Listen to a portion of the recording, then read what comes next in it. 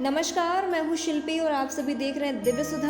पौराणिक कथा के अनुसार एक बार एक शिव भक्त अपने घर से केदारनाथ की यात्रा के लिए निकल पड़ा।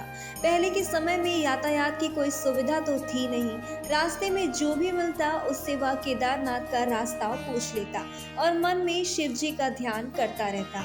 उसे केदारनाथ पहुँचते पहुँचते महीनों लग गए। केदारनाथ मंदिर का द्वार 6 महीने खुले रहता और 6 महीने बंद हो जाता। वह उस समय पहुंचा जब मंदिर के द्वार बंद हो रहे थे। भक्त ने मंदिर के पंडित से बहुत विनती की, मंदिर के द्वार खोलकर भगवान का दर्शन करवा दीजिए। लेकिन वहां का नियम, एक बार द्वार बंद तो बंद, लेकिन उसकी किसी ने नहीं सुनी। मंदिर के पंडित ने बोला 6 महीने बाद आना जब मंदिर के द्वार खुलेंगे, लेकिन भक्त ने किसी की नहीं सुनी। वो भूखा प्यासा प्रभु की कृपा पाने के लिए वहीं खड़ा रहा। तभी भक्त ने किसी के आने की आहट सुनी। उसने देखा एक सन्यासी बाबा उसके पास आ रहे हैं। सन्यासी बाबा ने उससे पूछा, बेटा कहाँ आए हो? तब भक्त ने अपना सारा हाल सुनाया और बोला, मेरा यहाँ आना व्यर्थ हो गया। सन्यासी बाबा उससे बातें करते रहे और उसने खाना भी दिया। सन्यासी बाबा को उस पर दया आ गई और कहा, तुम निराश मत हो। मुझे लगता है सुबह मंदिर के द्वार खुलेंगे और तुम भगवान के दर्शन जरूर करोगे।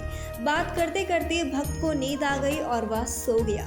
भक्त की सुबह आँख खुली तो उसने देखा बाबा कहीं नजर नहीं आ रहे। भक्त कुछ और समझ पाता उससे पहले उसने पंडित और उनकी सारी मंडली को आते देखा। भक्त ने पंडित जी को प्रणाम किया और बोला, आपने तो कहा था कि मंदिर 6 महीने बाद खुलेगा, लेकिन आप तो सुबह ही आ गए।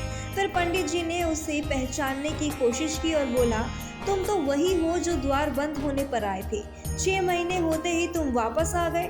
भक्त ने बोला, मैं तो कहीं नहीं गया और रात यही सो गया था। पंडित और उसके मंडली को बहुत ही अचरज हुआ कि इतनी सर्दी में एक अकेला व्यक्ति 6 महीने तक जिंदा कैसे रह सकता है। तब उस भक्त ने उनको सन्यासी बाबा के मिलने और उनके साथ की सारी घटनाक्रम बता दी। पंडित जी समझ गए कि भक्त से रात स्वयं शिव जी मिलने आए थे। तुमने तो साक्षात भगवान शिव जी के दर्शन किए हैं। उन्होंने ही अपनी योग माया से तुम्हारे 6 महीने को एक रात में परिवर्तित कर दिया।